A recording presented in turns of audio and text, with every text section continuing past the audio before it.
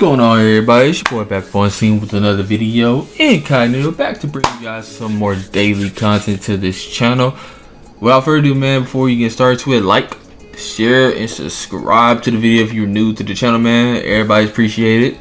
But without further ado, man, it's another one of these Mr. Nightmare videos. This one is 3 Disturbing True Craiglist Horror Stories Volume 5. So I think I've already reacted to one of these before, these Craiglist videos. I think before on this channel. I might have did it off screen, but I believe I got at least one other Craiglist stories on my channel, like early like channel.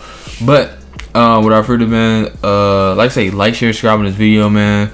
And without further ado, man, I really don't use Craiglist like that. I heard of Craiglist, I heard of stuff that goes on Craiglist, so that'd be a reason why I won't use it and why I don't use it. And these stories right here, what we're gonna see, is another reason why I don't use them, because he's done like multiple of these Craiglist story things already, so I know not to do that. But learning experience for you guys, man. Don't use Craiglist, man. Nothing goes right on there. Don't use Craiglist. But let's get right into the video, man.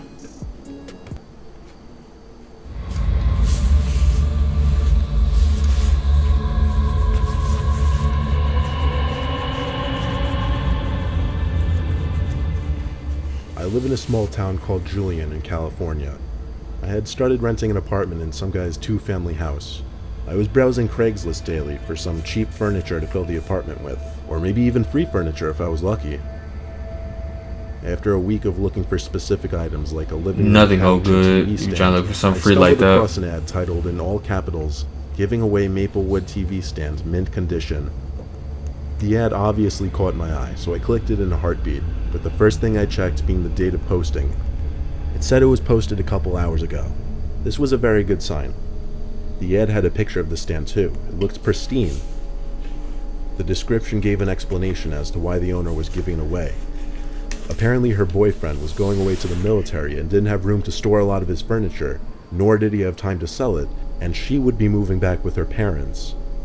There was a number attached to the ad which said call or text. I shot the man a text expressing serious interest in the stand. First thing I noticed was the green text, meaning he didn't also have an iPhone. That was always annoying to see, because usually that meant the person would take longer to respond and I couldn't see when they were typing. However, the person got back to me surprisingly fast. She introduced herself as Anna and said I could come take a look at that stand the same night at 9 when she would get home from work, if I'd like to. I got back to her within 10 seconds saying, yeah, absolutely. She sent me her address. I thanked her and she didn't respond after that. Come 8 o'clock, I sent her another text just to confirm that I could still come. She didn't answer. By 8:30, I was getting a little concerned and answered. See, and that's why right there you nope. It rang 5 so you don't times, then nope. went to voicemail. I didn't leave a voicemail, but she finally texted me back a few seconds after I called her. She said you could come now. So I put the address into the GPS, hopped in my car, and off I was to the destination. I pulled up to the house and knocked on the door since she said don't ring the doorbell. I gave the door 3 sets of knocks to no avail. I tried calling her. Again, she didn't pick up. But after the call didn't go through, she sent another text telling me that I know I didn't pause the last video, man, but I gotta pause and tell you guys this, man. One red flag. You text her like twice or 3 times, no answer. You call her, no answer. And then you well that's the second set of red flags. Third red set of red flags is this right here. You threw 3 sets of knocks and it's no answer, and you still trying to contact her.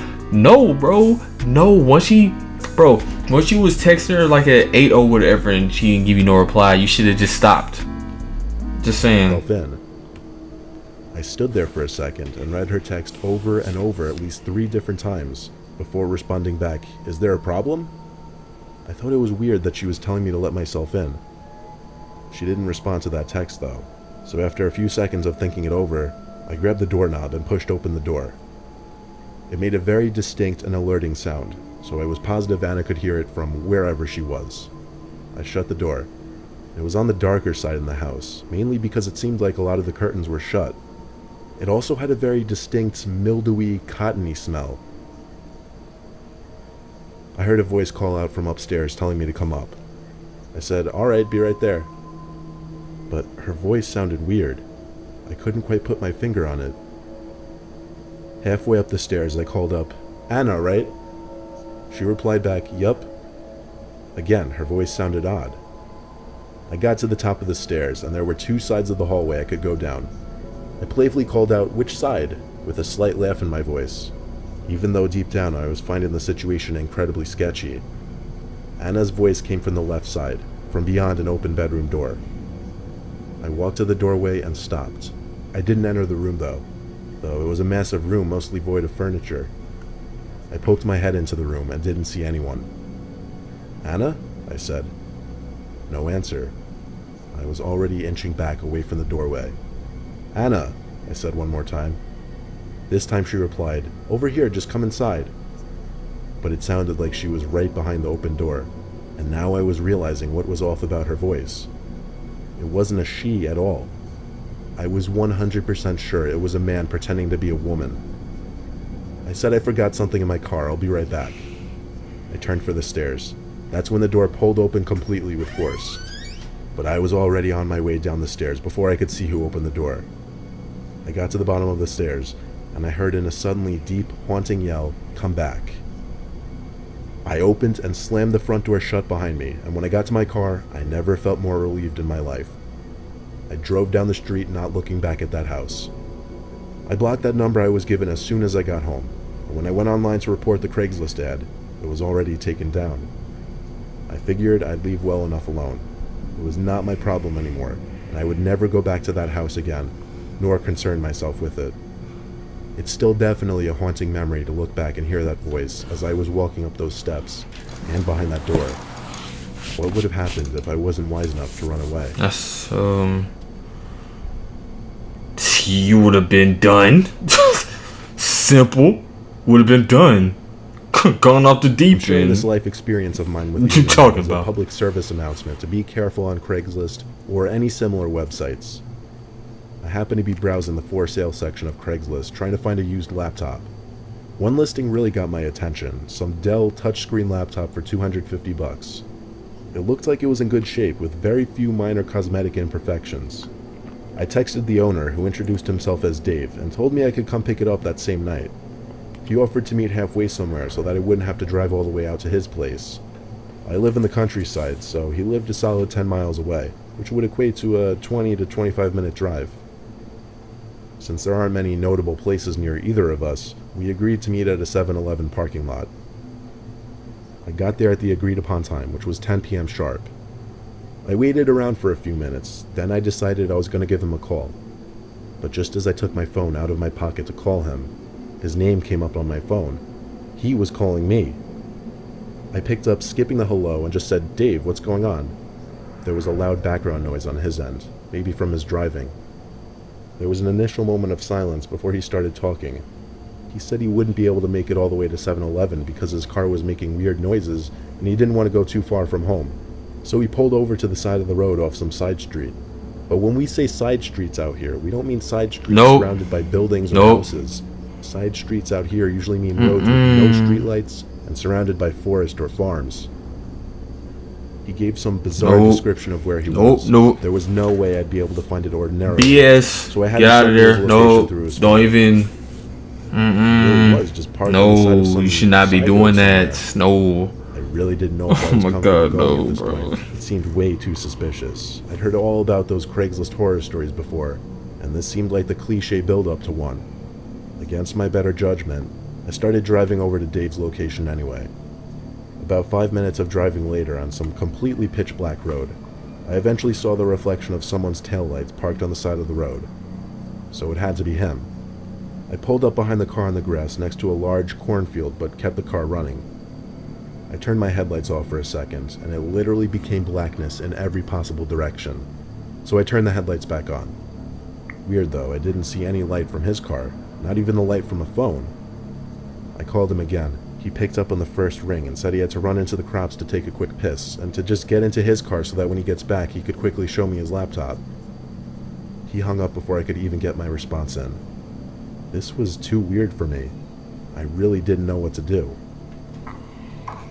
I guess I figured I'd step out of the car and just wait behind the door for this Dave person to come out. He said he went into the crops, so I kept my eyes on the right side of the road by the crops. What a strange place to have any kind of exchange other than a drug deal. It didn't seem right at all. I stood right by my car door for This the is longest just time, way too easily creepy, 2 or 3 bro. minutes. There was no way he would This is like the creepiest Mr. Nightmare thing ever, It was bruh. time to go. Ever. This is the I gave him another creepiest. 30 seconds, I figured. In the final moments of my waning patience standing there, I thought I heard brushing around coming from the crops. I kept doing double takes from one side of the crops to the other. "Dave?" I yelled. The brushing sounds in the crops faded away, but a crackling leaf or two from behind my car made me turn to see someone sneaking up on me from behind my car. Exactly what I feared would happen, but that didn't make it any less horrific as I jumped into my car and floored it before the door was even fully shut. I literally loved myself for thinking to leave the car running. If I had turned it off, I may not have escaped in time. Deep down, I kinda knew the situation was far too suspicious to be real. But really, do any of us ever expect things like this to happen? These things are only supposed to happen in horror movies. You're not actually supposed to experience them for yourself. I guess it just remains a story to tell friends and family for years to come.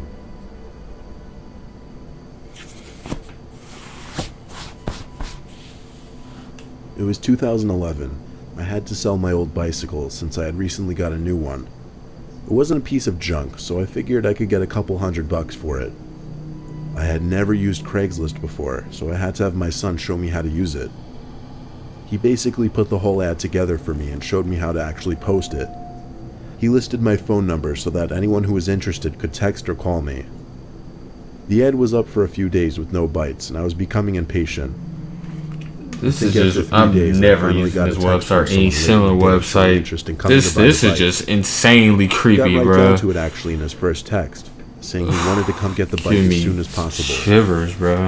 I told him he could come right now and included my address. He said he'd be over within half an hour. I was happy to potentially be getting this bike off my mind finally. I was actually home alone. I don't fully remember what my family was doing. I think my wife and younger son had gone out shopping while my older son just went out with his friends. But you get the point, I was alone. I was sitting in my living room watching TV. It was dark out by now when I heard a car pull up in front of the house outside. I looked out the window and watched as 3 grown men got out of the car. Right off the bat, that screamed overkill. Why would anyone need to take along 2 other people to go check out a bicycle? One of them rang the bell. They had to have seen me standing by the window, so they knew I was there. So I opened the door, and the man standing in front of the other 2 reached out and shook my hand. His name was Jeffrey, or at least that's what he claimed. He was a big dude. You wouldn't have to look at him twice to know he lifted weights. He also had a really thick beard and deep voice. He didn't introduce his 2 friends though, who were just standing behind him looking at me with blank expressions. They weren't exactly tiny men either. As I was mid-sentence telling them let's go around back, Jeffrey cut past me and into my house, saying, "Which way to the bike?" His 2 friends followed. The idea of making sure they didn't enter my house was clearly out the window. So I rushed in front of them and led them down the half stairs to the back door. Jeffrey and one of his friends came out back with me, while his 3rd friend asked me where the restroom was. I paused for the longest time. How was I about to let this random guy go use my bathroom while I was out here with his 2 friends? But as I looked at his 2 friends who were staring at me, I submissively gave him directions to my bathroom. As that man disappeared into my house, I went to the shed to grab the bicycle. On my walk to and from the shed fetching the bike, all I was thinking was, what did I just get myself into? So I showed Jeffrey the bike. He started analyzing every little detail of the bike, like things no one should ever even think to analyze on a bike. For example, some of the spokes may have been slightly bent, or the reflector had scuff marks on it. I was so busy answering his questions and trying to defend the condition of the bike from his remarks that I didn't even think of that man who had supposedly been in my bathroom for almost 10 minutes. I told the 2 of them to keep checking out the bike. I'd be right back to fetch something. I went inside and checked both the bathrooms, the one on the 1st floor and the one upstairs. Both of them were empty though. Just then, I heard people walking around and talking in my living room downstairs. Then, what sounded like Jeffrey calling my name. I heard them coming up the stairs.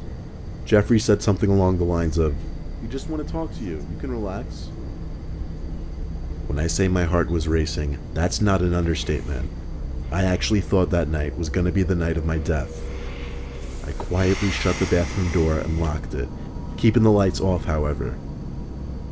I dialed 911 on my phone and whispered as quietly as I could to the operator to send police right away, or I could be dead within 10 minutes.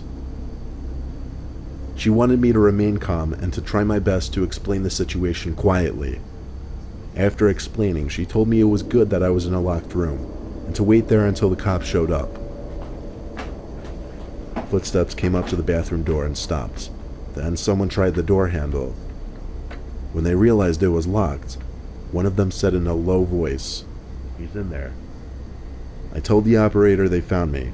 She said to stay where I was. After a few seconds of silence on the other end, there was a frighteningly loud bang on the door, and then another and another. They were trying to kick the door down. I screamed the cops are almost here, and then the kicking stopped. I heard them whispering to each other, and then I heard them stomping down the stairs. I didn't leave the bathroom until the cops showed up. I was missing a lot of things, like my wallet, which was on the kitchen counter, a couple watches, my iPad, and of course, the bike that was in the backyard. The cops told me to just be grateful that I wasn't killed, which I was, but how could I be happy really after this? The cops said given that they were trying to break into the bathroom, they were most likely going to kill me, which scares the hell out of me to think about. That was the one and only time I ever used Craigslist.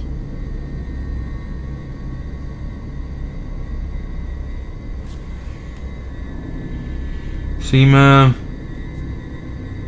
Nah. This right here, this was like the scariest one I think I've ever reacted to while being on my channel.